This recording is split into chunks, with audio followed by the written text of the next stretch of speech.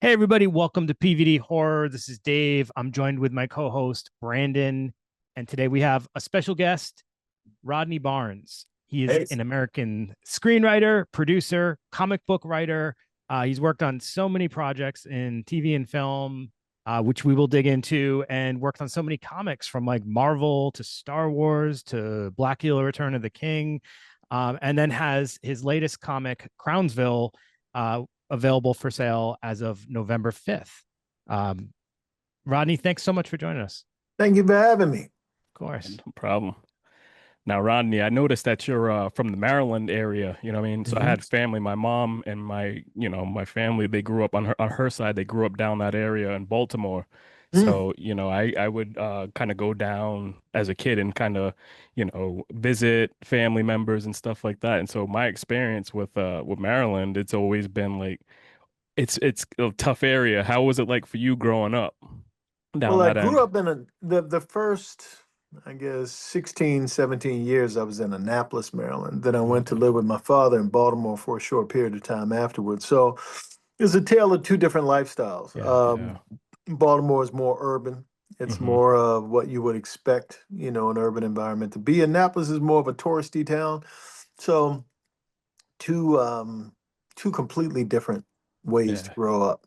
Mhm. So I wasn't in The Wire. I didn't have the Wire experience, Nah, really. yeah. I'm aware of it, but that Yeah. wasn't too much of my life. Yeah. That's good. No, that's cool because that's the thing, growing up and then seeing that, The Wire on TV, and I would always put those pieces together and I was like, man, this is so realistic. And Mhm. so like the writing for that show was just so great. Um, but overall, and I like Dave said before we had you with the intro and everything, we're such big fans of you and we appreciate you coming on because this is very big.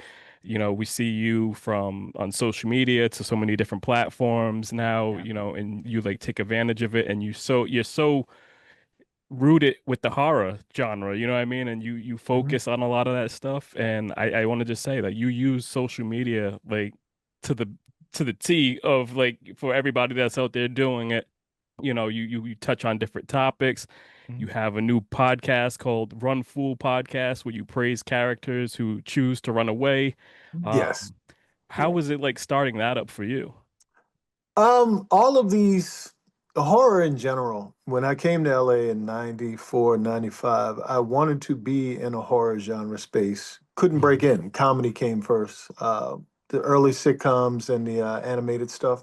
So that all came first. And I struggled to get into horror, but I didn't want to let it go. So when the opportunity to get into comics came about, that was first with Philadelphia as far as horror is concerned. I did superhero books first, but that evolved into Philadelphia and some of the other stuff I've done with Image and now other publishers as well. And I just wanted to keep that part of it alive. It's like horror was the first love. And a lot of times when you get into the business of Hollywood, you can become jaded and it can Yes. become a job like anything. And horror was closer to the fanboy in me and the thing that I idealized and looked at more from a romantic point of view than just business. So, because we have social media, because we have comics, because we have podcasts and things that you can indulge in without a huge number financially to get into, you can just do it. I wanted to be part of the community as much as it was commerce. So Mhm. that's what you see. Yeah. Yeah.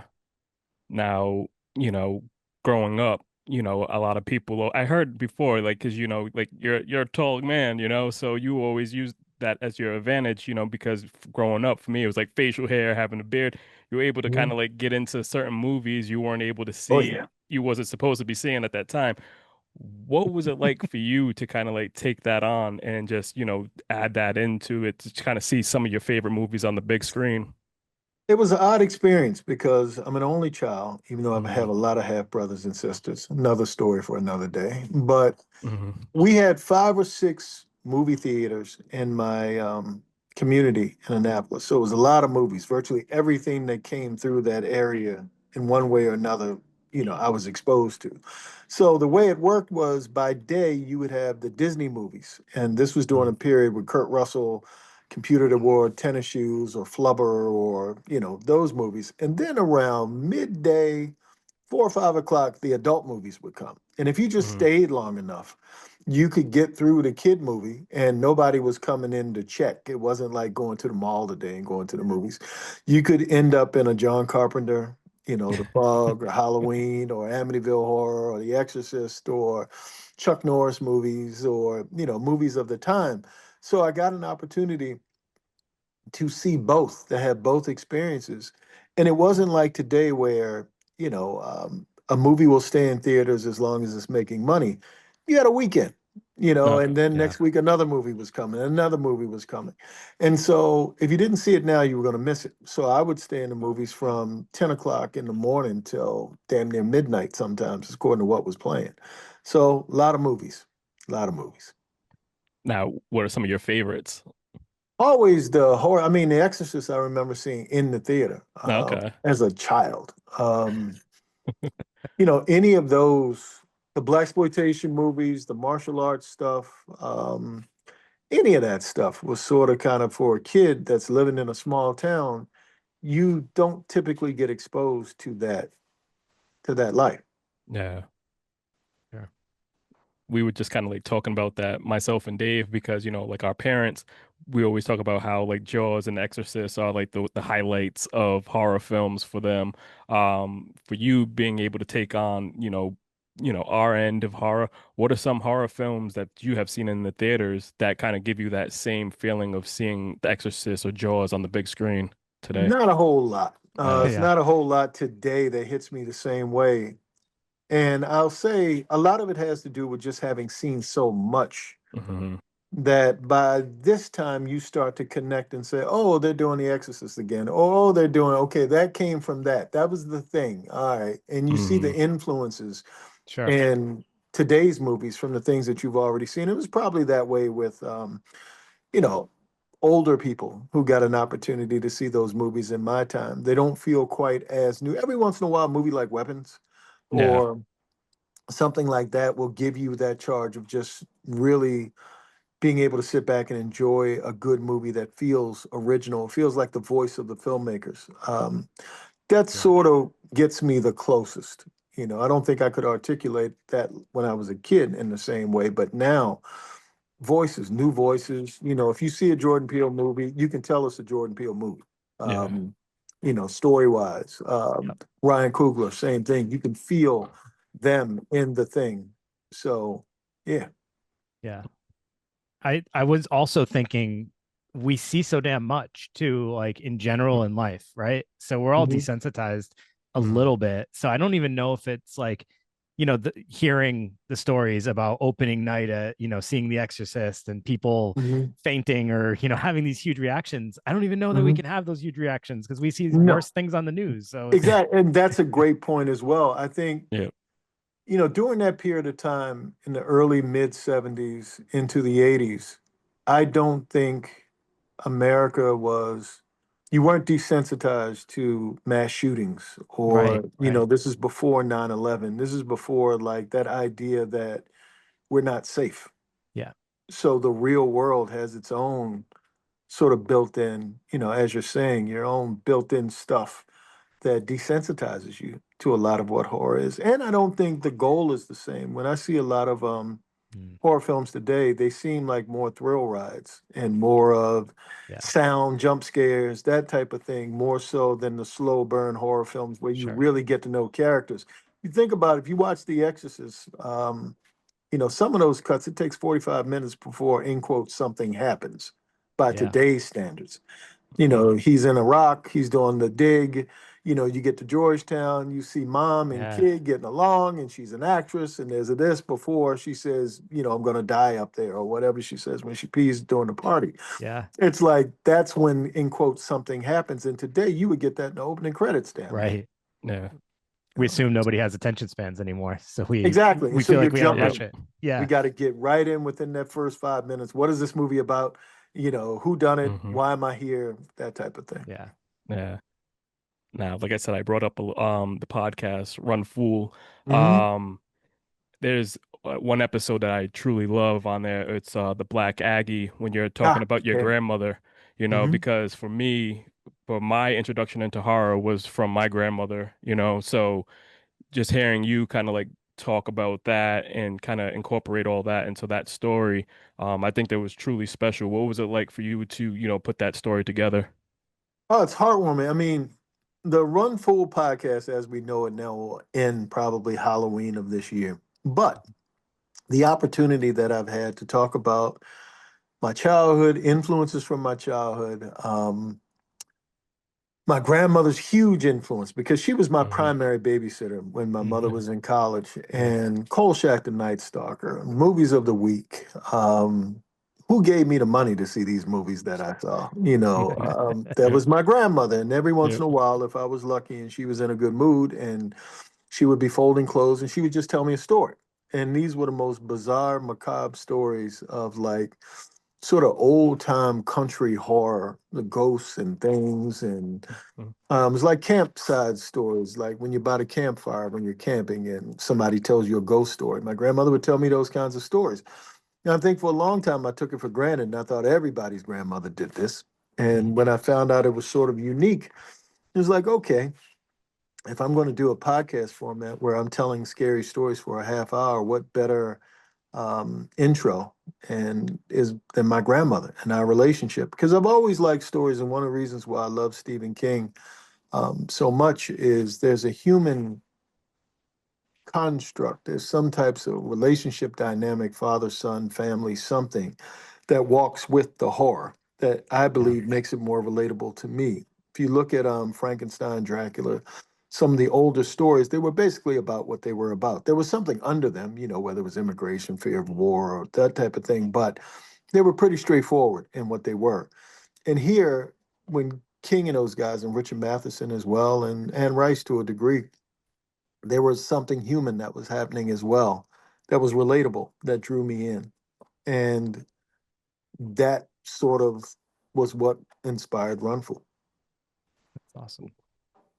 Um, Now, Go ahead, Brandon. Sorry. for the Run Fool, you know, like you said, we touched on the characters that ran away. Who were some of your favorite characters that were just, you know, on screen that just would take off, you know? Um, it was funny. I haven't seen a lot of them. I have one of Hmm. my mentors in the business would always talk about the problem with logic, that if everybody in movies did what they were supposed to do, you probably wouldn't have a movie. No. They have people have to do things that frustrate the audience and go, that person should die. I think about in Halloween, there was so many instances where beyond Jamie Lee Curtis, so many people should have run. And they Yep. stood there and what was that? They hear a noise and they want to go and inspect and see what the noise is. I've always appreciated when a character would do what I would do, especially younger, getting the hell out of there. And the whole Run Fool name, my grandmother was like, why don't they just run? And it seemed like the obvious thing. This is before, of course, writing stories. And so that whole idea of Run Fool, you know. Yeah. Always like to highlight Roger from Night of the Demons because he Yeah, just took off. You know what I mean? I'm yeah, like, This is what I would do." that's But he what you would he do. And he then if gave, they die honorably. Like even in War of the Worlds, the Tom Cruise one, yeah, they ran. Yeah. yeah, They had laser beams, the Yeah. aliens did, where they could zap them, but they tried to get away. I can respect that. You died with honor. But yeah, because you went up in the attic because you heard something at 2 a.m, you kind of sort of deserved it. Yeah. yeah. You were asking. Investigating always will Exactly. get you killed. Nope. I can hire somebody to investigate when I'm outside on the lawn, especially if I got a cell phone. Even in Go ahead. newer films, it's frustrating. Like Mhm, in Weapons, Julia mhm. Garner's character investigates a lot, and I'm like, "Are you Mhm. crazy? What are you doing?" And they leave Yes. the door open behind him when they investigate too. Yes. Yeah. So Even when they tell you not to go across the salt line, I'm giving you what yeah, not to do.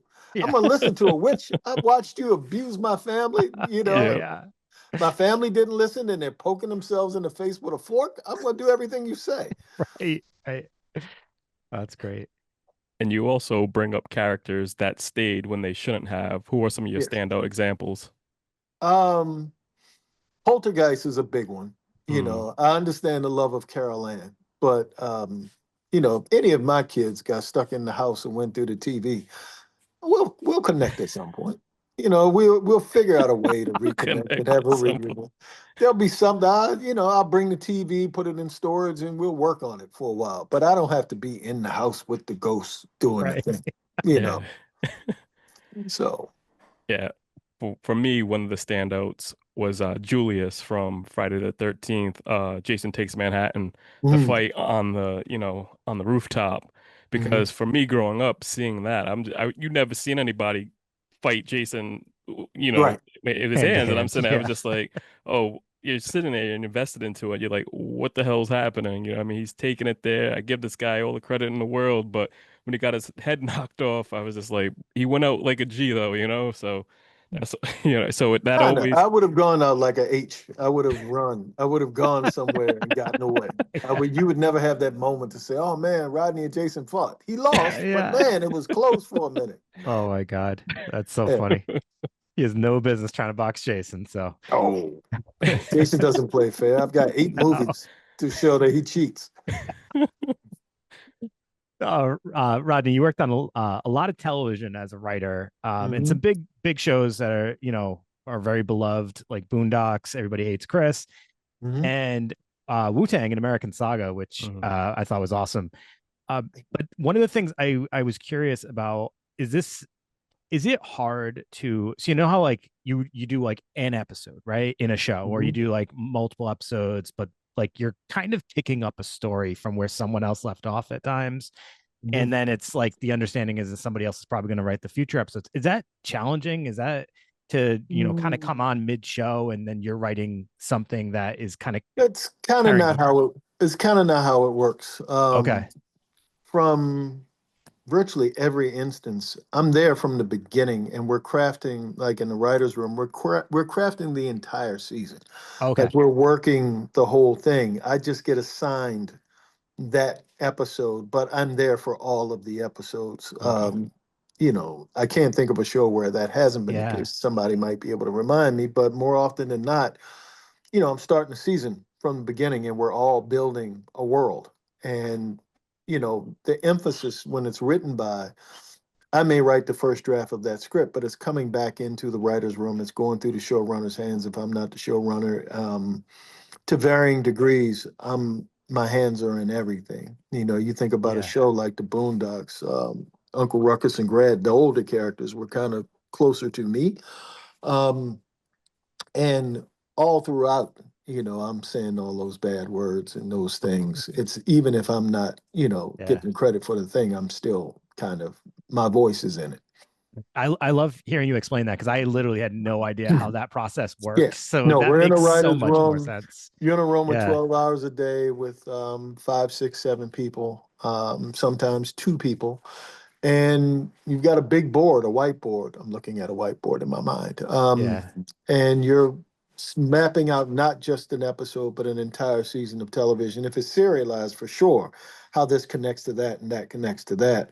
And you sort of know from when you start where you're going. Yeah.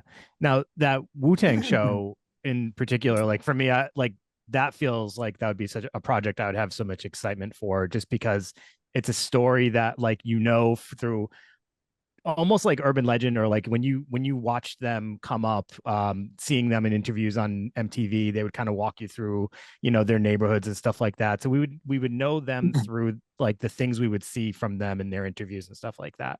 But you're basically kind of like crafting a story to retell kind of their up and coming, Well, their development. What was that project like?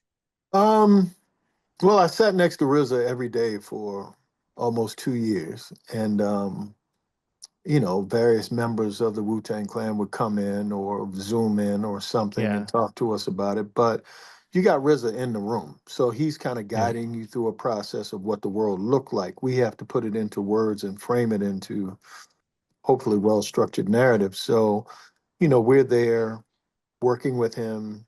No, it's not that. Yes, it's this. And then we go to Staten Island, which I'll never do again in life. God bless Staten Island. They don't need me there. Coldest place I've ever been, most danger I've ever felt like I was in, at least for today's conversation. Yeah. Um, but incredibly rewarding in the sense of respect that these guys were able to do more than just be good at performing. If you look at what's under, the Yeah. music, the way they were able to take pop culture, comic books, martial arts, all of the different influences Mhm. that to this day they're still relevant. They can still sell out huge Yeah. venues, and when you get them Yeah. all together, it's a magical experience. So, God bless them. But yeah, it was very rewarding for me, just very cold. Like we were shooting Battery Park 4 in the morning, and it's like -5. And that was at the Yeah. point where I said, I need to make more money. I need to do Right. something else because mm-mm, I can't do this. So yeah. Yeah. Another project, given that I'm a Lakers fan and Dave's a Mm. Celtics fan, how did you find, the experience of working on Winning Time? Very, very, very challenging, but also, when you walk through something that's difficult, because virtually everybody on the management side was someone like, an Oscar winner, an Emmy winner, Hmm. some legendary actor. And then on the other side, you had a lot of people who had never acted before, but acted very little. So when you're managing two sides of a process, just being able to communicate various needs to actors and supporting them and directors and other producers in the way that they need helps you grow, and I've been doing this for a long time. So the continual challenge of more and different and finding places in myself where I have to get better sort of makes life interesting. Yeah. Mm. Yeah. Now, could you discuss your appreciation for Blacula and how has that Oh, film yeah. impacted your life? There was a period of time before my grandmother was watching me where my mother used to take me, our date nights, my mother and I would be going to the movies. And so I remember the trailer, if that's what they called them way back when, because they would only come on late, late, late at night. And Hmm. like I said, I had very little supervision. So I'm watching shows I probably shouldn't have watched. But I saw the trailer for Blacula. And up until that point, I'd only seen like the Universal monsters or movies like them, like creature features, stuff that would Yeah. come on Saturday nights at midnight. And I see this with African American lead, and in a world that sort of mirrors the black exploitation world that I Hmm. come so become so fond of. So I had to see this movie. So my mother took me, and it was one of those audiences that was alive, where it was full of people talking to the theater, throwing popcorn at the screen, screaming like it was the most animated room I've been in to experience a movie. And that sort of did something to me. It made me beyond just being entertained, it was an experience. And I wanted to be a part of it. I didn't know how. Writing didn't come until teachers told me that um, I was good at it. But Mm. I'd never really considered that. I didn't know how it worked. I didn't know how writing, producing, directing, I wasn't thinking that far ahead. I'm just watching a movie. But that was the first time I said it would be nice on an incredibly low level to be a part of this as a way of life. But coming from a small town, I don't know how you do that. Mm. So, um, Blacula Return of the King, right? Yep. That's your kind of continuation of the Blacula story, would you say? Yep. Yes. Um, so let me ask you this question. As far as I know, there hasn't been another real take on like a more modern or less exploitative black exploitation version of Blacula. I Hmm. mean, at least non-comedic. Like we can look at Eddie Murphy, Right. say maybe that's a variation of it, or maybe even Blade. But I think that's kind of its own thing. Why do you think Mhm. it's taken this long to get someone else to kind of continue this story, but in a less exploitative way? Well, there is someone trying right now to do it, and they reached out to me about possibly writing a script. Their idea is a little different than the idea that you see my idea. Mm-hmm. I've done Hmm. an aspect of my idea. Um, I think it is difficult anytime you're dealing with these things are commerce. They're products. They Right. aren't really like just romanticized ideas. They cost money. Um, I think everybody has their own interpretation as to how valuable they are. A lot of times you need like a Ryan Coogler. You need somebody to break through. I had an experience once with a screenplay with my one of my first agents, and he called me one day excited, and he was talking about this huge producer whose names you know, I won't say his name, Mhm. but he was like, I love this vampire script. It was set in Compton. And he said, it's only one problem. It's not enough white people in it. This was a Friday. He's like, if you can do Mhm. something about that by Monday, we might have a deal. So my agent's on me. He's pushing me, pushing me, pushing me. And I think I came up with 5 quality white people to put into this story. And then when we spoke that Monday, he said, this producer said that, if Vampire in Brooklyn didn't work with Eddie Murphy and Wes Craven, maybe the world just doesn't want black vampires. Thanks, kid. And that was it. And the project was Mhm. dead. Yeah.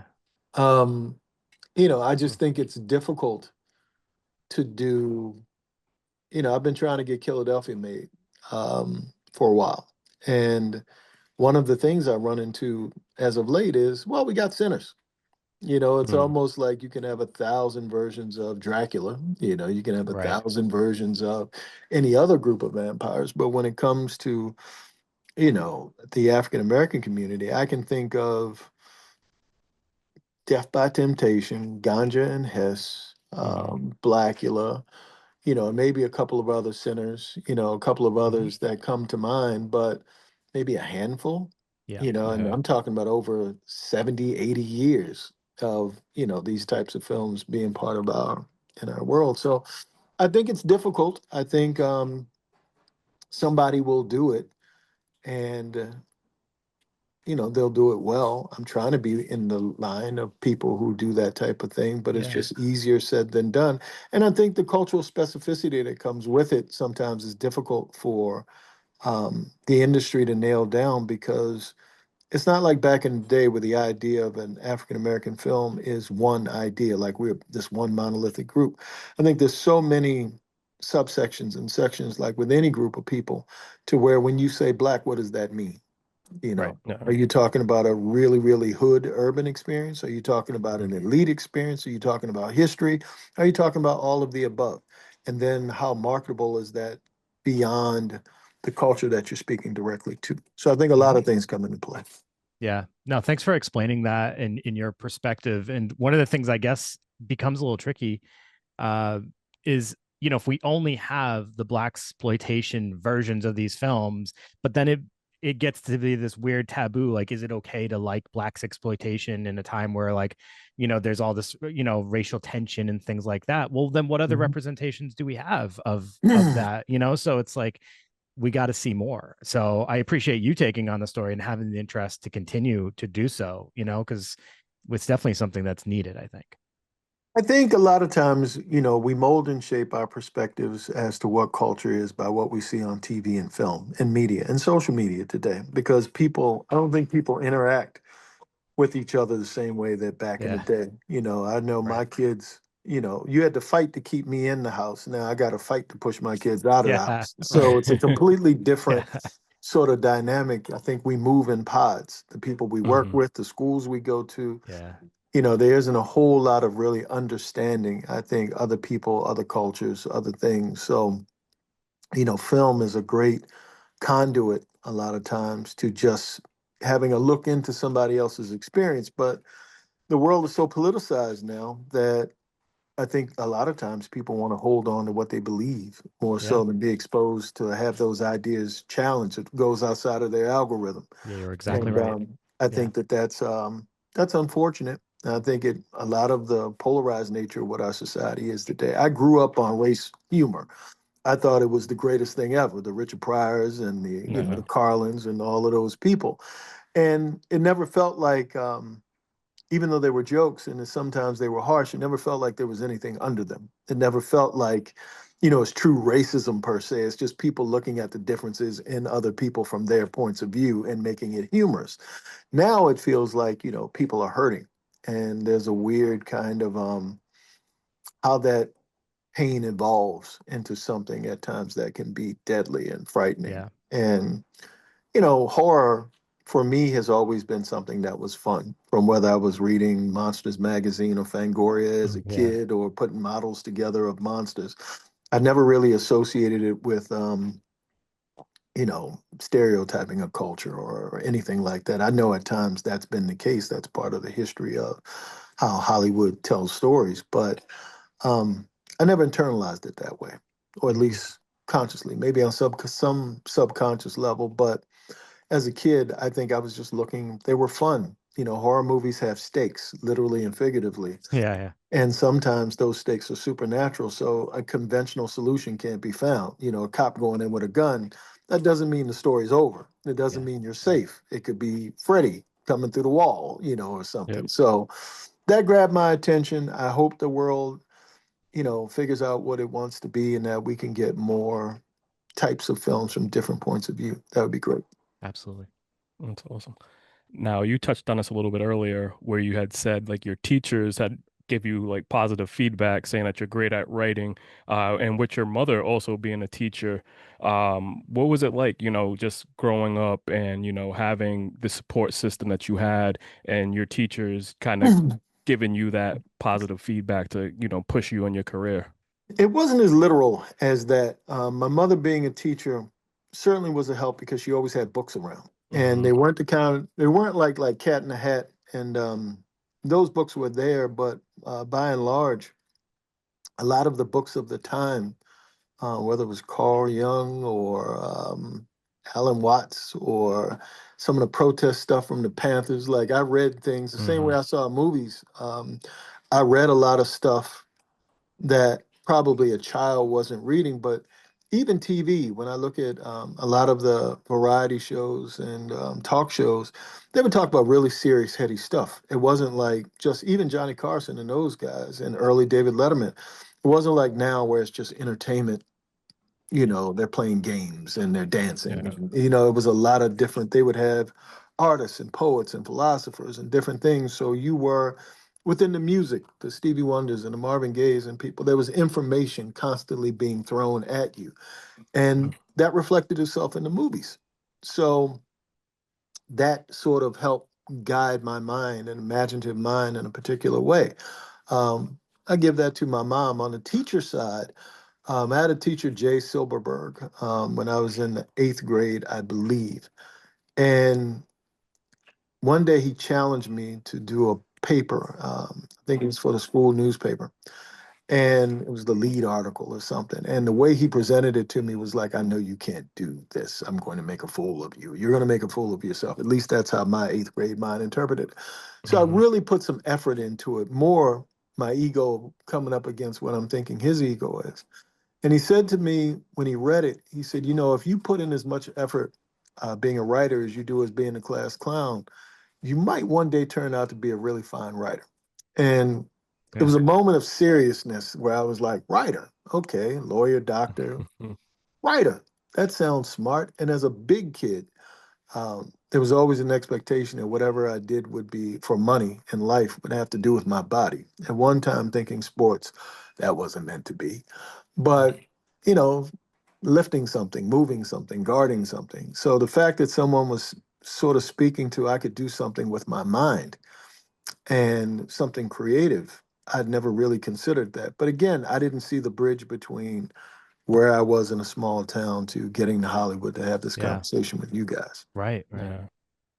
And it's awesome. And I'm glad, you had that experience because I always tell my kids, look, you're never going to remember the fun teachers. You're going to remember the teachers that push you, you know what I mean? To sit there and Mhm. push you and you challenge you. So, I love that story that you were just able to share with us. And now you were able to take your two loves of comic books and horror. What was it like to combine the two into your work now? um, you know, it's always an honor. You know, when I first started writing comics, I didn't know what the hell I was doing. Someone said, I still don't know what the hell I'm doing. But after two or three series, I was able to sort of find my voice and how to complement art and how to say less with more. If you look at my first Falcon series, the first three issues, a lot of words, a lot of words. And, you know, I'm thinking I'm Alan Moore or somebody that, you know, really, really describes what you're seeing. And over time, I learned how to cut down and cut down and cut down. And Philadelphia was one of those ideas where, all right, this is going to be from the writing point, all me. And being blessed to partner with Jason Sean Alexander, who's an incredible artist, but horror artist in particular, who was able to interpret what I said, only made me better and motivated me to write better. or write more specific to comics, because whether you're talking about movies, comics, podcasts, novels, which I'm working on one now, they're all different cultures. And being able to, compartmentalize how you do something. Like I would do a comic from 7 to 9, and then I'm working on a TV show from 10 to 1, and then I'm working on a movie for the rest of the day. I have to be able to say, okay, what realm am I operating in right now? And how do I make that adjustment? Um, and being able to do the blessing of my career is being able to do a lot of different types of things. And it's all story to me at the end of the day, but how I present that story and how that comes out of me is different. Yeah. So that takes us to the current comic that will be coming out in November, Crownsville. Hmm. Hmm. Could you give our viewers and listeners a little synopsis of what Crownsville is going to be all about? Well, Crownsville is a mental hospital that is still standing today. It's a real place. It's on the outskirts of Annapolis in a town called Crownsville, Maryland. And I grew up in the area. It was always one of those things that I heard about. My grandmother worked there for a short period of time. People who had mental issues went there, that I knew from my family, cousins and aunts and that type of thing. And there were always like these whispers of other stories there where experiments were being done on people. If you think the Tuskegee experiment, back in the day where men were given syphilis and sort of waiting to Yeah. rot and see what happened to the body over time. A lot of those types of experiments, articles have come out that people endured that, patients endured that, and there are over, I believe, 2,000 unmarked graves on the property. And when I was thinking about doing a ghost story, because I like to jump around, like I've been in vampires for a while, I did zombies for a minute, I've done werewolves. I wanted to do a ghost story, and I've got a few of them coming. And this is one of them. But one night I went up there, buddy of mine. I just got the notion because that's what I do sometimes. I get notions. And I just went up there to feel the place, just to say, okay, I've seen pictures. I haven't been up there since I was a kid. And the security guards were trying to shoo us away. And after they figured out why I was there, they were a little bit more cooperative and started telling me ghost stories, things that they've seen there. Yeah. Um, I was like, all right, I love The Shining. I love so many haunted house stories. What about a haunted hospital? And that started the wheels turning. But then when you're dealing with history and you're dealing with trauma and tragedy, how do you do it in such a way that you're respecting the actual experience that people endured while still telling a story that is entertaining and moves? So that's sort of what Crownsville is. Yeah. You kind of just touched on one of the things I was going to ask you about is that history. So when I saw that the title Crownsville, I immediately Mhm. knew of the hospital. I've visited the hospital. I've taken some photos in the hospital and some of the abandoned sections, and it's doing that kind of photography has you get like a feeling when you're in there of kind of like the things that have happened in the past. Like a lot of those places are left very desolate and Mhm. decaying, and there's these structures or representations of things that have happened, right? A time that once was, systems in place that no longer are, and Mhm. a lot of trauma has happened in those places. Now, I Yes. didn't know the full history of Crownsville. And I think I read the synopsis. Was it segregated, or was it an all black It was psychiatric an hospital? all-black psychiatric hospital. They may have had periods of segregation, but of desegregation. But for the Hmm. most part, I've only known it to be a black mental hospital. Yeah. Mhm. So, just taking that story, I think is, kind of like what we were touching on earlier, like furthering stories of history and like making sure you pay tribute to it in a way that's like trying to keep it Sure. honest, but then Yeah. create new stories on it. I mean, I feel like that must be challenging because you want to, there's pressure to get it right, but then you're also Mhm. trying to create something new. So like, how do you toe that line? What systems do you do to make sure like, all right, am I staying true to the original story or being respectful of the original stories? I've been working on this for about 7 years, on and off. Not because it took 7 years, but just because I'm doing a bunch of other things in between. And in that period of time, I have a friend, Antonia Hilton, who's a correspondent at MSNBC, a journalist, and she wrote a book called Madness about Crownsville. Excellent book. I highly recommend. And in the process of even visiting there with her and talking to her about my experience, she interviewed me for, my grandmother and my experience in being there. And, it started to become real in a sense of telling the story through stories I had heard and through people. And, my grandmother's a character in it. My mother's a character in it.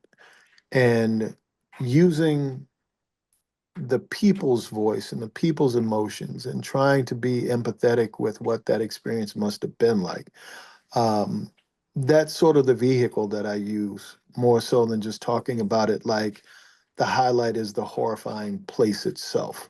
Yeah, A place is just a place. The things that happen within the place are the things that make it horrifying. absolutely. And that's what people do to people. And oftentimes, there is no real correction when things like that from history happen. They just happen and then, time moves on. But that's the beauty of the ghost story, Yeah. that it's able to frame a period of time. It's able to frame grief and pain and trauma. And I do believe that there's a walk, and I believe we do it relatively successfully, of being able to walk with history in such a way that you're honoring it while still being entertained. One of the things with that you kind of highlighted is there is no correction. There's we're gonna shut it down, right? Right. We decided that this is no longer okay to do this, so now we're Right. gonna close these hospitals. Yeah. And then they don't really realize that actually furthers a lot of problems, because then people are homeless, they have nowhere to Mhm. go. There's no actual like thought process to what comes next to replace it. The interesting thing with Crownsville, obviously there's a lot of history around a lot of the negative things that have happened inside that hospital, though. Bright walls, murals. It's Mhm. like it's like eerie, like the contrast of like Yes. knowing the events that took place, knowing the way people were taken care of, versus like bright blues and oranges and Mhm. murals and of rainbows and different things. I think that's one of the things that kind of like drew me to like those places, is like you do get that eerie contrast of like we're going to dress it up nice, but then you'll never understand Yeah. the pain that There happened is here. there is an odd kind of contradiction and I think it's a byproduct of time, as you alluded to, where I'm sure in the 30s, 40s, 50s, 60s, into the 70s, nobody really questioned what was happening Yeah. Mhm. at the place. But when you Right. start to get into more modern times and someone goes, hey, this isn't right, this is whatever, the first move, I think, isn't to expose what we've done. I think it's to try to like lighten it. Yeah. We're going to back away from this, the shock treatment, all of these other things. We're going to Yeah. back away from these things and we're going to make this a better place, which I think is a great motivation, to try to make it a better place. The reality is, I think the healing, very few people take into consideration that something has to be done with the pain. That doesn't go Yeah. away. Right. Nope. And that, like I said, I think a ghost is a great Yeah. representative of Mhm. that, because I can't move on because of what I went through. Yeah. It's sort of like when Yeah. you're dealing with someone who's in pain, and sometimes people make it about themselves and they can't relate to somebody else's pain. They can't relate to Mhm. what someone else is dealing with. And I think it's always necessary to try. Yeah. Yeah. Absolutely. And that's the thing, like myself and Dave, we work in the mental health field. So we've worked with, patients that, Mhm. were in hospitals that were kind of shut down for, reasons kind of like different set from what happened in Crownsville. But like you said, dealing with the pain, like myself and Dave worked with, a lot of patients in the field that had to go through those things, you know what I mean? Like when we go and we bring them back to the site to kind of remember like certain things. It was just, the special moment, of just taking on that, working with people with mental health. Dave, I know you were more on the adult side field of working Yeah. with those patients directly. What was it like for you Yeah. to, When do that? in Rhode Island, we have it's no longer standing, but we have the Lad Center was our big psychiatric hospital, Mm, and there was an individual with disabilities who resided there for many years, and he would actually do walking tours with people and be mm, able to like tell them like this happened here, and he holds a lot of pain. There was a lot of things that were done to him, a lot of things he'd seen. He was kind of abandoned and left there. Mhm. And it's interesting because when you hear those stories, it's the thing I will say, it's such an interesting thing, kind of like the contrast of the place itself. they'll have these terrible experiences, but then they'll have these other moments where they were able to like find some brightness. Like he Right. remembers getting a haircut. They had like a place that they would do haircuts there. And that would be a thing that he would stand out and have a smile on his face about. Meanwhile, other terrible things were taking place. It's such an interesting dynamic. I'm glad, that you found interest in this enough to be able to kind of like tell some of these stories and bring this theme to people, because I think it's important for people to realize there are people out there who carry that with them or have carried that or experienced these things, and Well, most of us won't. well, I'm sure that, every culture has their pocket of pain and trauma and all of this stuff. But what happens a lot of times with people who suffer is they grit it out. They figure out a way to suffer well, but the pain isn't really dealt with. I think that and because you don't see it until that person breaks, or you don't Right. see it until that person they can't take it anymore. They've hit their Yeah. limit. And I know for me, personally being in therapy and personally going through figuring out what's going on inside of me has made it easier to be able to relate to what's on inside of someone else, to For be able sure. to see that. I think when you're walking, painful insecurity that I've walked through life with, I think insecurity has its own type of narcissism where you're so concerned that someone's going to see the flawed nature of you that you lose the ability to look at them, and you're just focused on yourself. Yeah. And once you're able to get out of that into a better place, I think it's easier to connect with other people and to be able to see their pain, feel their pain, and hopefully be an instrument of something that's good. Um, so big advocate of therapy, big advocate of mental health. But, I think as far as history is concerned, finding how you deal with that in generational trauma, which some people don't believe is a thing. I do believe it's a thing, Yeah. Yeah. because, generations, even if you don't want to go through saying genetically is connected, hurt people, and you teach dysfunction teaches 100%. dysfunction to other Yeah. people. And so, Yeah. grandmothers taught their kids, and then they taught their kids, and it keeps going on and on Yep. and on.